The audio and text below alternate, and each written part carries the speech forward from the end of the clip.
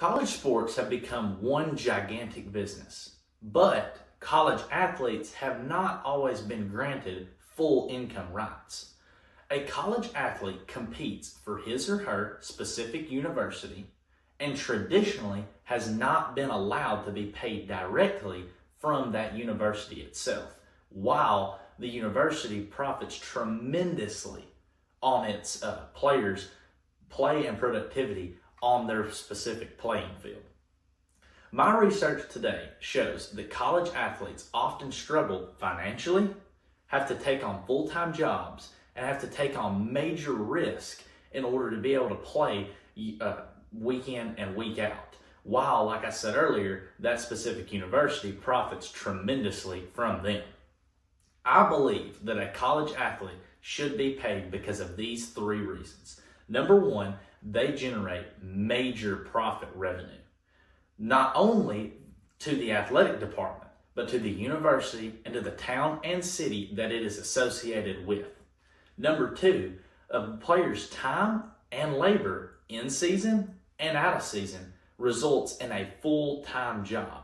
And my third and final point that I will be talking about today is paying them instills a fairness to both the university and to the player. Now that I've gone over my three main points that I'll be talking about in today's speech of why college athletes should be paid, I will get into the financial landscape change of the last few years of college sports.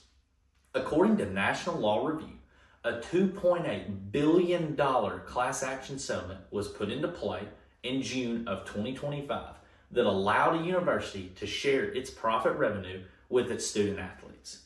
Within that settlement, a committee known as the College Sports Commission was established and put into play to oversee payments and enforce NIL rules. Now, some of you might ask, what does the word NIL mean? NIL stands for a player's name, image, and likeness, and was the term coined by the settlement that allowed players to profit off their brand, or better known as their last name. So for example, when you go to the store and you buy a player's jersey, the university, the brand the jersey is, and the player all profit off your purchase, which seems like the most fair way to go about things.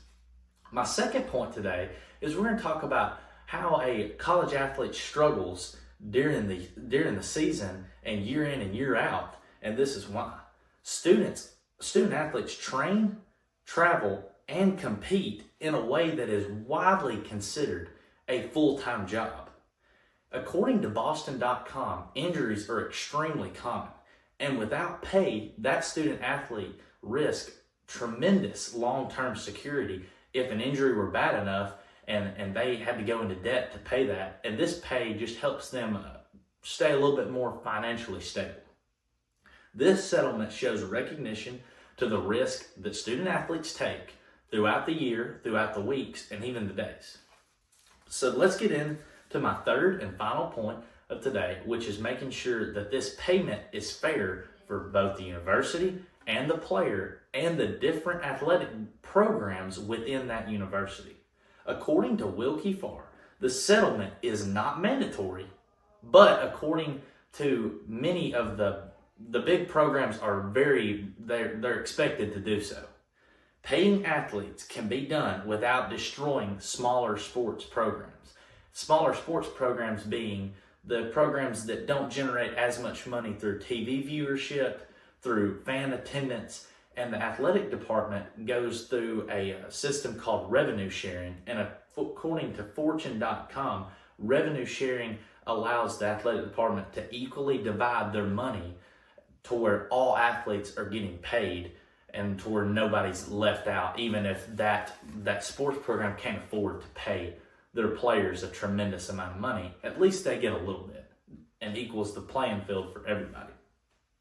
So to conclude up my speech for today, this settlement was a turning point for college sports. For the first time ever, a college athlete could make money by playing the sport that they love to do, and sometimes this being the only way that some people can get into college and get a college degree.